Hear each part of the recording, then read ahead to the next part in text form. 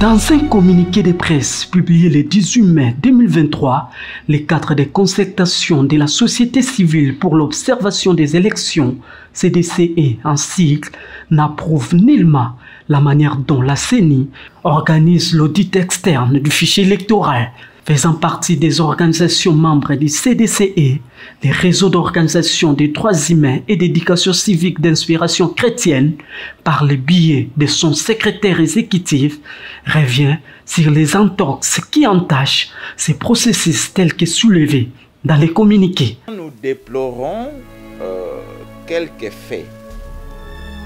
Le premier fait que nous pourrions signaler, c'est que dans l'appel à candidature de la CENI, il est bien indiqué qu'un membre qui a œuvré au sein de la CENI ne peut pas participer ou être acteur actif dans le processus de l'audit externe qui est en cours. Et là, nous devons signaler qu'il y a un ancien secrétaire exécutif national adjoint de la CENI de 2011 qui est dans l'équipe. C'est une violation du point 17, je pense chapitre 5 ou section 5, je ne sais pas, de l'appel à candidature de la CENI. Donc là, la CENI est en train de fouler aux pieds ses propres règles.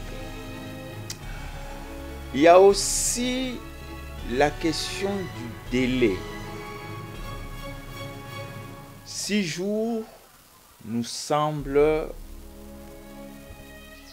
pas du tout correct, bien qu'il n'y a pas une loi qui spécifie que l'audit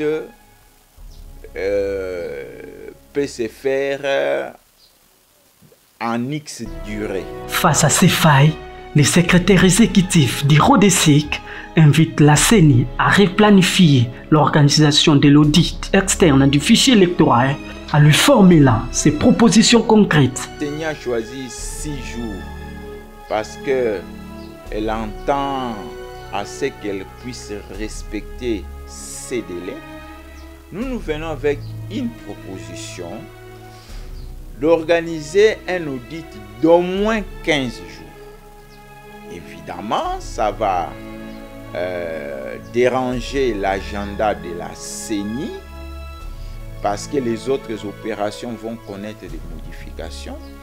Mais nous avons pensé qu'on peut organiser le traitement, la réception des dossiers de candidature pour les différentes, disons, pour les élections présidentielles et autres, en 90 jours au lieu de 147 jours.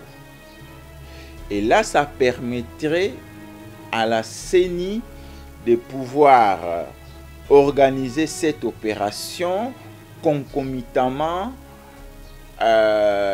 pour les scrutins différents. Il y a aussi le choix de l'équipe qui doit auditer.